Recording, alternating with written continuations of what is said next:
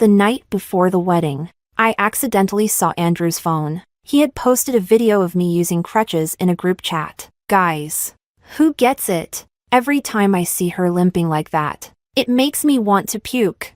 If I had known I'd be spending my life with someone I don't love, I'd rather have been the one who lost a limb. I really want to escape the wedding.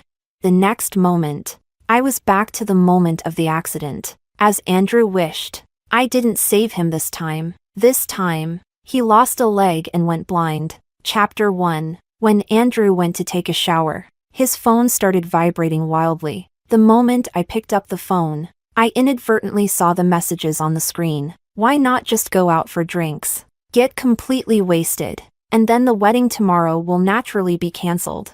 Or just disappear. Come back in a month, and uncle and aunt won't blame you. You've been taking care of Emma for 3 years. You can't spend your whole life on her. At worst, you can just pay her family some compensation, or just pretend to have amnesia. I stood there in shock, my hands trembling. I couldn't believe it. The person I had loved for 10 years. While I was nervously and hopefully looking forward to the wedding, he was plotting to escape the wedding. With every page of the chat history I swiped through, my heart sank further. Guys, who gets it? Every time I see her limping like that, it makes me want to puke. If I had known I'd spend my life with someone I don't love, I'd rather have been the one to lose a limb. If it weren't for the value of Emma's family's company, I wouldn't have put up with it for so long. Every line was filled with disdain for me. He even sent a video of me using crutches to his group of childhood friends. In the video, my left leg was missing from the knee down, completely amputated. 3 years ago, when the accident happened, I didn't hesitate to throw myself at Andrew. I took most of the impact for him and lost my left leg as a result. I was a dancer, but now I have lost my leg. I fell into despair and a deep breakdown. But I remembered how Andrew's eyes were filled with pain back then. He gently picked me up, carried me horizontally, and patiently helped me practice over and over again. He promised me, word for word, in my ear, Emma, don't give up. I will always be with you. If you can't walk for the rest of your life, then I will be your legs for the rest of my life. But the chat history in front of me slapped me harshly. The video he made to encourage me had become a joke for them to mock me. My efforts to walk looked absurd to him, as I sobbed uncontrollably. Andrew pushed open the door. Emma, what's wrong? Seeing my tear-streaked face, Andrew's voice clearly became tense. He gently kissed my forehead and said, Are you nervous about the wedding tomorrow? Is my Emma suffering from pre-wedding anxiety? I silently turned my head away and bit my lip tightly. Seeing me avoid him, Andrew instinctively reached out to hug me, but when he saw the phone screen, his face suddenly turned ashen. He snatched the phone from my hands, his eyes filled with panic. I used all my strength to steady my emotions, but I couldn't stop shaking. Faced with my relentless questioning, Andrew couldn't say a word. After a while, he finally stopped pretending and his expression completely changed. Putting away his false affection, he roared at me. What do you know? Do you know how I've been living these past 3 years? Every time there's a gathering, everyone has a beautiful girlfriend, and it's only me who's always alone. So many people talk behind my back, saying my girlfriend is a cripple. I want to experience the happiness of a normal person too. Every word from Andrew was like a blade, ruthlessly stabbing me, slowly torturing me, and deeply wounding my heart. His gaze towards me was both pitying and mocking, as if all the tenderness from the past 3 years was just his great mercy and charity. If I could, I would wish you had never saved me. My nails were already embedded into my palm. At that moment, I couldn't tell where the pain was worse. A burning suffocation swept through my mind. I only felt a buzzing in my ears, and my brain was blank. Everything around me seemed to go silent. The next second, the scene before me changed. No longer was it the apartment that Andrew and I had lived in for 3 years. Instead, it was the back seat of a car. It was the day Andrew and I went back to university to collect our diplomas. With a loud bang, a vehicle turning left collided with a speeding tanker truck. Our car was rear-ended, and I was heavily thrown against the back. And this time, as Andrew wished, I didn't rush to him without hesitation. In the last second before losing consciousness, I saw Andrew trapped in his seat. Chapter 2. I had a very long dream. In the dream, I was wearing a prosthetic limb, dressed in a pure white wedding gown. I walked slowly onto the wedding stage. I was filled with joy, waiting for my prince. But the next moment, the big screen that was supposed to show the sweet life of Andrew and me suddenly switched to a scene of me wallowing in despair, crying uncontrollably. People were pointing and whispering, and my groom took the hand of another girl. He smiled and said, "Emma, forgive me. I really can't spend a lifetime with someone I don't love. I can give you a lot of money, but I can't continue taking care of you. The person I've always loved is Joanna." I was abandoned at the wedding scene, and everyone looked at me with pity. I felt like a clown cast aside by the whole world, never having hated someone as much as I did at that moment. The overwhelming hatred was about to engulf me. I staggered around like a madwoman. The scene shifted, and I was standing on the rooftop of a hotel. The white wedding gown fluttered in the wind. I spread my wings like a butterfly. All that remained in my ears was the piercing scream of my mother. Chapter 3. When I woke up in the hospital, Andrew was already in the emergency room. I stared blankly for a moment, unable to believe I was really back. I had thought it was just a dream, but when I pinched the flesh on my left leg, the pain was all too real. Overwhelmed with joy, tears streamed down my face. My mother held me tightly, her warm tears soaking my clothes. "Emma, you almost gave me a heart attack." I could hear the tremor in her voice, a mix of relief and horror. Too bad about Andrew. I was reminded of the last time I woke up, seeing my mother holding back tears and the chaotic, sorrowful cries from the wedding scene. Everything felt like it was from another life. It was so good that I had a chance to try again. Ignoring the pain, I hobbled to the emergency room door, where I could hear the overwhelming cries of Andrew's family. "We can't amputate. How can we amputate? Andrew is so proud. How can he handle this?" It was Andrew's mother's anguished cries. But no matter how much Andrew's mother pleaded, the doctor shook his head with regret. "Crush injury, and there are still blood clots in the patient's brain. It's very dangerous. If we don't operate soon, we might miss the best time for treatment." In the end, Andrew's leg was amputated, but his condition was even worse than mine had been. His left leg was amputated from the hip down. The doctor also mentioned that because the blood clots in his brain weren't fully resolved, Andrew had a high chance of losing his eyesight. Over the next 2 days, I visited Andrew frequently. The person in the bed was pale and motionless. He was nothing like the confident and arrogant Andrew of the past. I silently stayed in the hospital room, determined to wait for him to wake up. I ignored my own injuries. To others, it seemed like I was deeply devoted to Andrew. Even Andrew's mother advised me to go home and rest. I stubbornly shook my head and squeezed out a few tears. "I'm fine. I want to see Andrew wake up. I'm afraid he'll be upset." In truth, I just wanted to see Andrew wake up with my own eyes, and then tell him directly, "You look so disgusting now." How would the once adored and pampered prince react to knowing not only has he lost a limb but might also go blind? On the 5th day, Andrew finally woke up.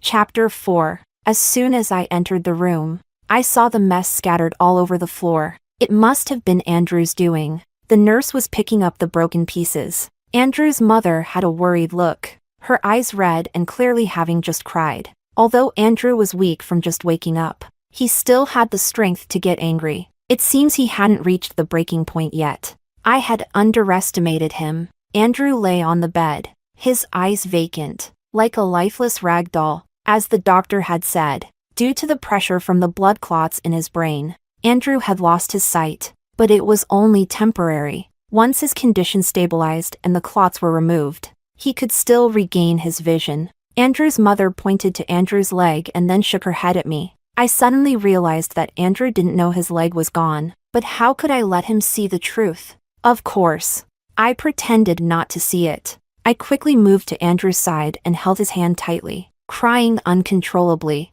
I said, "Andrew, pull yourself together. Even if you've lost a leg, we can use a prosthesis. You'll still be able to ride horses and race." I knew Andrew would break down, but I didn't expect him to go this wild. He suddenly gripped my hand tightly, his voice tight. "What did you say? Say it again."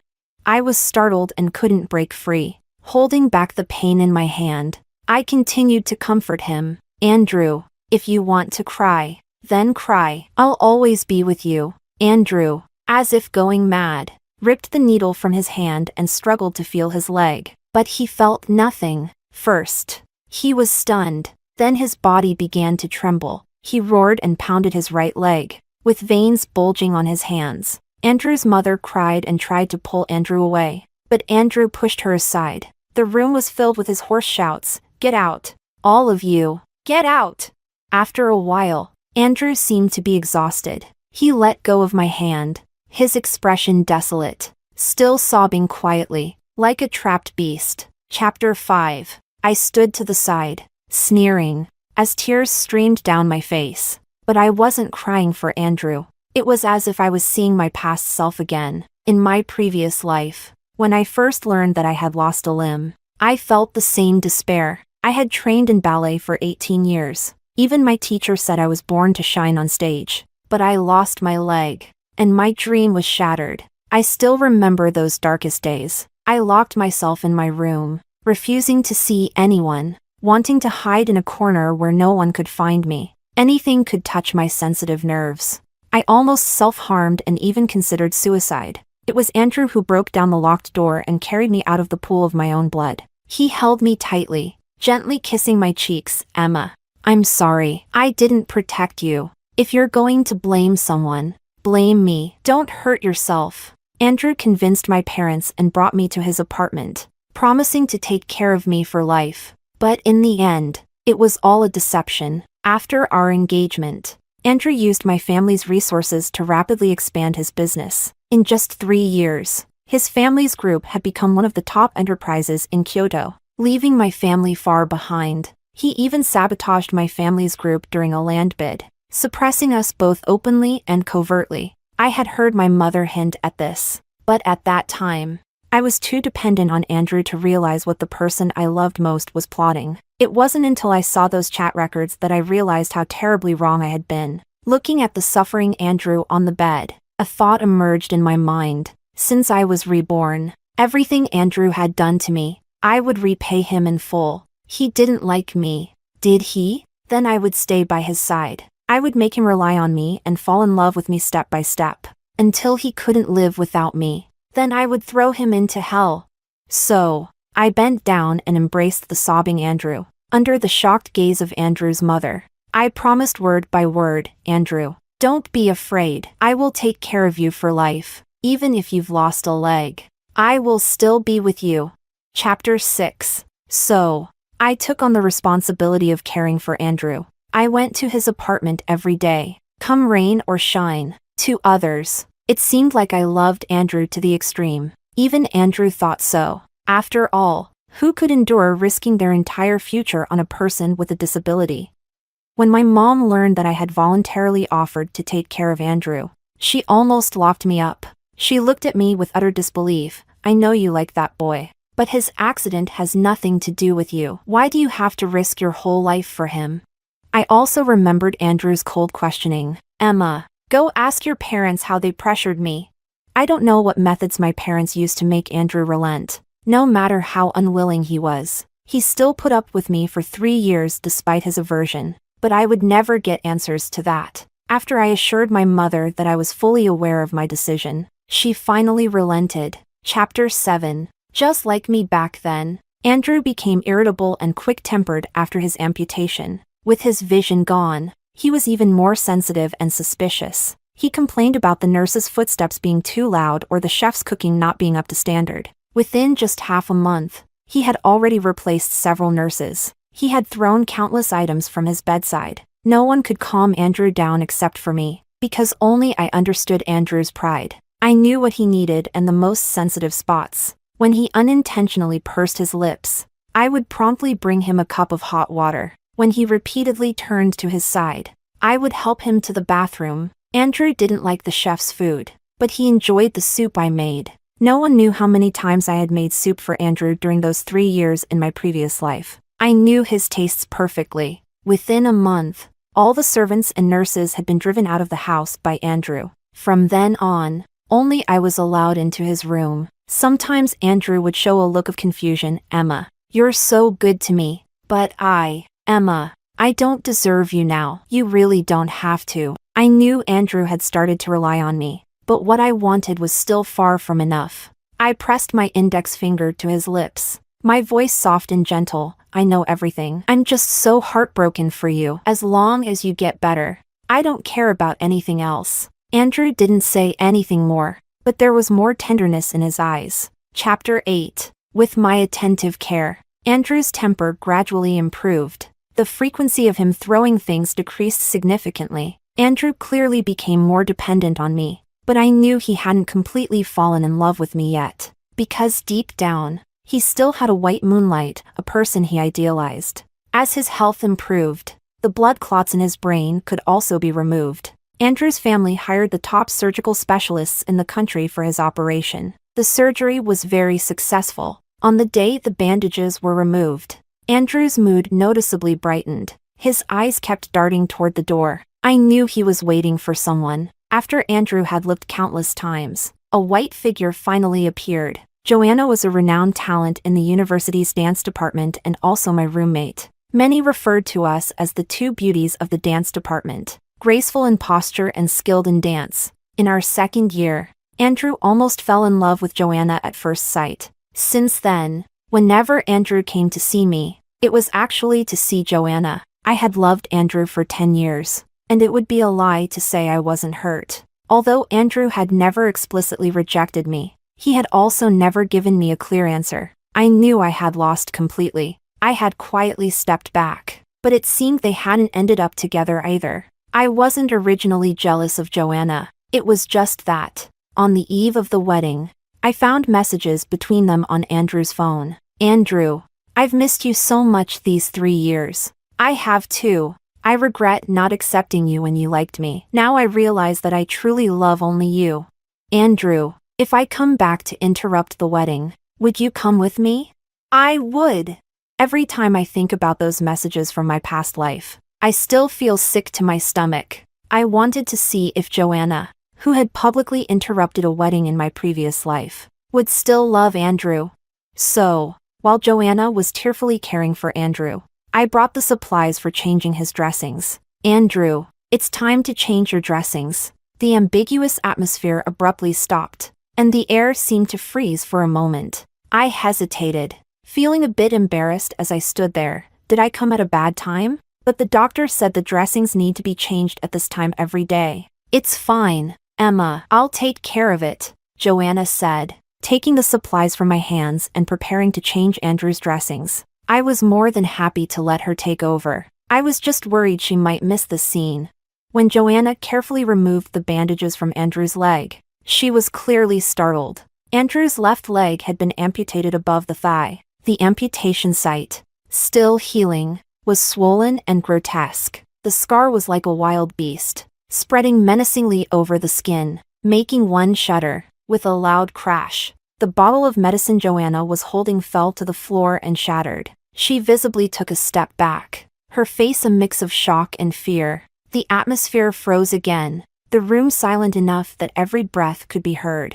Andrew, I'm sorry. I didn't mean to. Joanna's voice trembled. Andrew's eyes were filled with hurt and disappointment. You two talk. I'll step outside, not wanting to be involved in their conflict. I tactfully left the room. I heard Andrew's hoarse voice questioning. Are you so scared of me? Am I that terrifying?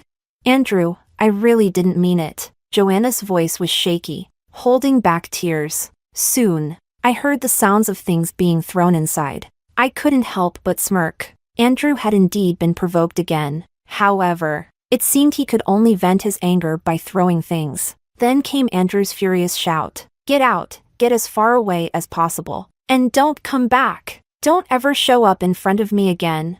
Joanna ran out of the room crying. She ran and cried, glaring at me as she passed by, not even turning her head. The flowers Joanna had sent were all thrown out by Andrew. One almost hit me in the face. I gently curved my lips into a smile. So it turns out, so-called true love is nothing compared to disability. Chapter 9. Due to Joanna's provocation, Andrew's emotions, which had finally stabilized, began to collapse again. He became extremely enraged once more. He smashed things repeatedly and even started cursing. When Andrew smashed his phone again, I finally saw the barely concealed impatience on Andrew's mother's face. It's understandable. She doesn't have only Andrew as her son. Since Andrew became disabled, his father has only visited him once. I could tell that his father had already given up on Andrew as a son. His mother had also been incredibly busy lately. Not only dealing with women and illegitimate children outside but also managing the company's affairs. Added to this was Andrew's unpredictable behavior, which I imagine would be unbearable for anyone for too long. Andrew's mother no longer visits him every day, only every few days. Andrew must have noticed the change in his mother as his outbursts became more frequent. So, whenever Andrew lost his temper, I would silently stand behind the door and watch, since he didn't allow outsiders to come close and the servants dared not approach. When he shouted for water, I pretended not to hear. I would then cleverly appear after he had shouted several times. Furious, I would then hold his hand tightly and gently comfort him. Andrew, I'm sorry. I was making soup and didn't hear you calling. I promise I'll come immediately next time. Don't be angry. It's not good for your health. Even when Andrew was furious, he glared at me with anger. I could only stubbornly turn away and wipe my tears with a hurt expression. If you really dislike me so much, I can leave. Andrew finally showed a panicked expression. He grasped my hand tightly. Humble and fragile. Emma, don't go. You're all I have left. Time passed in this way, and gradually, I realized that Andrew couldn't live without me. Chapter 10. Andrew's health was gradually improving, and I had successfully passed the audition for the ballet troupe. Standing on the familiar stage once again after 3 years, I was nearly moved to tears. To the lively music, I arched my feet, relaxed my shoulders, and danced like a butterfly. As I stretched my arms upward, it felt like I could almost touch the brilliant stars. With every leap and spin, I could feel an endless surge of energy filling my heart. Due to my excellent performance, the troupe leader specifically recommended me for a ballet competition. To practice better, I started spending less time at Andrew's apartment. The housekeeper called me several times. When I finally managed to visit the apartment, the housekeeper seemed relieved. You finally came. He's had another outburst. We can't calm him down. As soon as I walked in, I saw Andrew's emotionless face. He immediately confronted me. What have you been so busy with lately? Why haven't you come to see me? I raised an eyebrow inwardly. Even the proud Andrew was like this. I smiled at Andrew and cheerfully said, before graduation, I auditioned for the ballet troupe, and I got in. The troupe leader even specially asked me to represent the troupe in the competition. I deliberately ignored the increasingly sullen look on Andrew's face and continued to speak happily. Emma, enough. I covered my lips, pretending to have let something slip by accident. Then I glanced at Andrew's empty left leg with a look of sincere apology. Andrew, I'm sorry. I didn't mean to. I paused, then continued. I've just been so excited. I've been practicing a lot for the ballet competition and neglected you. After the competition, I promise I didn't get to finish my sentence before Andrew slammed his fist on the table. Are you just here to watch me suffer and provoke me on purpose? He curled his lips into a cold, self-deprecating smile, murmuring, even if you think I'm a burden. I was startled by Andrew's outburst and took a step back. Confused, I wanted to comfort him, but hesitated. I really didn't mean to. If you don't like me, Andrew, I can leave right now. I wiped the tears from my eyes and turned to leave. Behind me, I heard a heavy object hit the floor. It seemed that Andrew tried to reach out for me in his urgency and ended up falling off the bed. Seeing Andrew in such a pathetic state, I suddenly remembered what he once said about me. Emma, with her limp, really looks like a clown. How can I keep from laughing out loud? Ha ha ha. He used to share my suffering as if it were a joke. Perhaps fate has a sense of irony. And now Andrew is the one who looks like a clown. If I could, I'd love to film this moment and let Andrew see himself as the clown he once mocked. Chapter 11. Since that day, Andrew became increasingly clingy. He seemed afraid of my departure, calling me countless times every day. I was busy practicing ballet and often ignored him. He would send me long string after long string of messages. Emma, will you come see me today?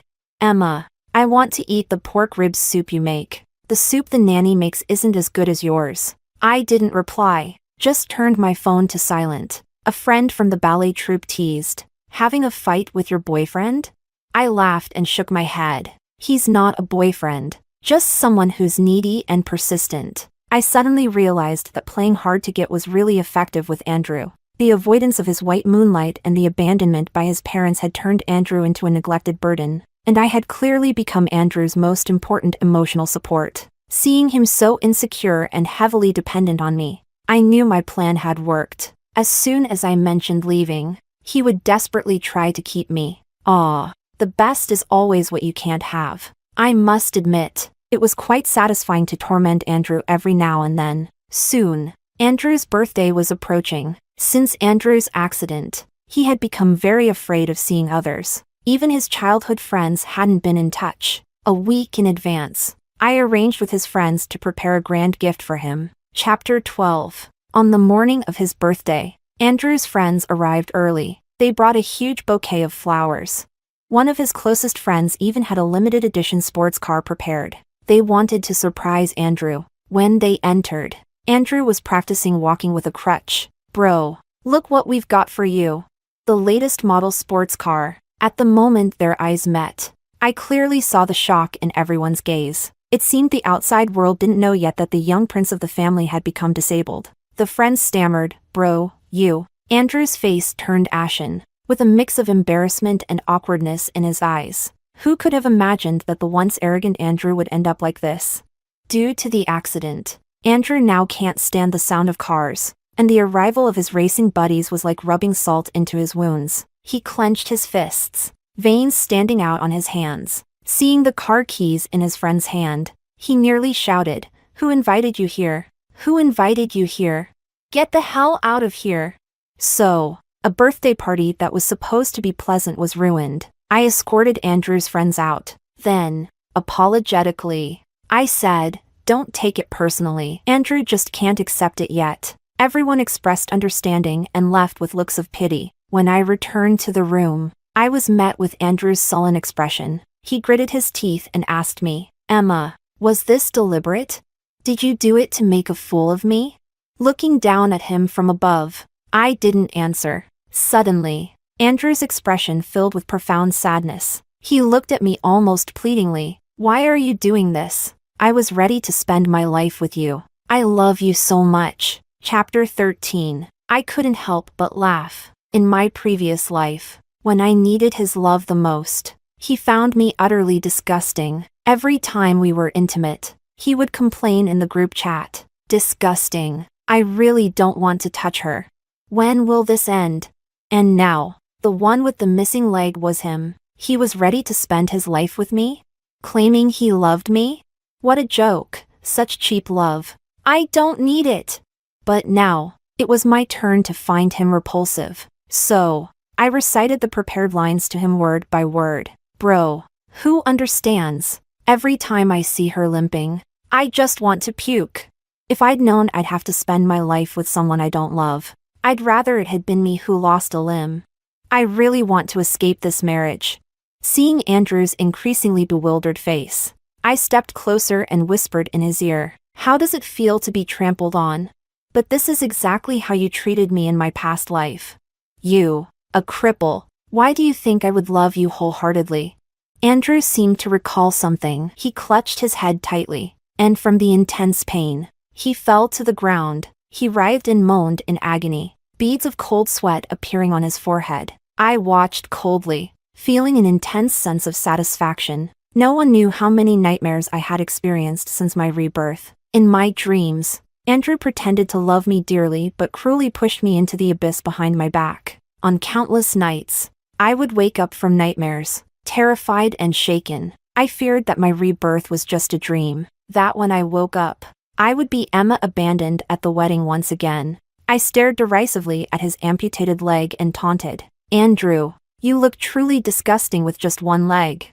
Finally, Andrew on the floor broke down completely. He stared at me with bloodshot eyes, emitting a deep, guttural roar. He looked utterly pitiful. I ignored him, opened the door, and turned to leave. All I could hear was his pitiful plea, "Emma, don't go, please." Chapter 14. I had completely severed ties with Andrew. I no longer needed to run to his apartment. I focused entirely on preparing for the ballet competition. Within a few days, news spread throughout the industry that the prince of the family had become an invalid. However, his mom called me several times, each time pleading for me to visit Andrew. I had declined a few times, but she persisted. "Please go see Andrew. He won't listen to anyone else. Only you can make him feel a little better. Please, just for the sake of how I've treated you over the years. Come to the hospital." After hanging up, I found the situation quite amusing.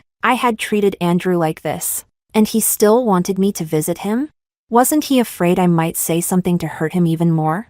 To focus on my competition, I chose to ignore the calls, days and nights of grueling practice, with no one knowing how much sweat I had shed. Only I knew. The stage, which I had yearned for over the past 3 years. Every movement of mine was graceful, whether in spins or leaps, bringing tears to the audience's eyes. Finally, I had the chance to step back onto that stage, and I was determined to seize the opportunity. On the day of the competition, I won by an overwhelming margin. The applause from the audience was thunderous, making my ears ring. On stage, my eyes were brimming with tears, overwhelmed with emotion. At that moment, I forgot about the hatred and pain. I was simply the most radiant swan on the stage. It felt like a heavy burden had been lifted from my heart. After the competition ended, I received a call from Andrew. His voice on the phone was gentle, even with a hint of a smile. "Emma, congratulations." "Thank you." In my daze, I heard Andrew take a deep breath. "Emma, I've remembered everything that happened. I'm sorry for what I did to you, for playing with your feelings. It's understandable that you hate me, but I really didn't want you to die." I looked at the blinking neon lights and didn't respond. "Emma, besides hatred, is there anything else?" "No," I interrupted Andrew firmly. "Some things are destined to be irreparable from the start." There was a brief silence on the other end of the line. After a while, I heard him say, "I understand." Chapter 15. The next time I saw Andrew was in the hospital corridor. Andrew, in his wheelchair, looked pale and exhausted. The once vibrant youth now seemed like an old man nearing the end of his days. According to his caretaker, Andrew had refused treatment, and his accident injuries had flared up again. In just a few short months, Andrew's disability had caused a dramatic shift in his family dynamics. The illegitimate son of his father had been openly brought back and seamlessly took over the family business. His mom was so distraught that she had been hospitalized, and the family was in chaos. Andrew, however, seemed indifferent to the turmoil. Day after day, he stayed in his apartment, staring vacantly at the begonia flowers in the garden. When our eyes met, Andrew visibly froze. His eyes betrayed an unhidden hope. "Emma, did you come to see me?" He asked the question and then self-deprecatingly smiled. "How could you? You hate me so much." He looked at me cautiously. "Emma, if there is an afterlife, would you ever forgive me?" I gave him a smile. "Andrew, everything is in the past. I don't hate you anymore, but I don't want to forgive you either." As soon as my words left my lips, the faint glimmer in Andrew's eyes finally vanished, leaving them dull and despondent. Although I no longer hated him, I would never forget the anger I felt when I discovered the truth. I can choose not to hate, but forgiveness is another matter entirely. Chapter 16. The last news I received about Andrew was his death. Andrew, the heir of the family, committed suicide in his private apartment at Haitang Bay at 3 in the morning. He died by wrist slashing, and at the time of his death, there was a bright bouquet of begonia flowers beside him. Begonias were my favorite flowers. In my past life, to make me happy, Andrew had planted an entire garden of begonias. Perhaps Andrew truly loved me at that time as well. As the gentle breeze brushed against the window, my thoughts stirred, and I seemed to see again the young man I once loved deeply. When I won awards, he would present me with a bouquet of flowers. He would take me out to celebrate with food and fun all night long. When my exam results were poor and I was scolded, He would drag me to the library for extra lessons. When he made me speechless with frustration, he would affectionately tap my forehead with a mix of helplessness and indulgence. I would squeeze through crowds, foolishly hugging his backpack while he played basketball. Then we would ride home together under the glow of the setting sun. Back then, I thought we would be like this forever. Little did I know that reality would strike us so harshly. It wasn't until much later that I learned the meaning of begonia flowers. Painful longing, hopeless love, just like between Andrew and me. I loved him when he ignored me. By the time he turned back to me, I no longer wanted to look back.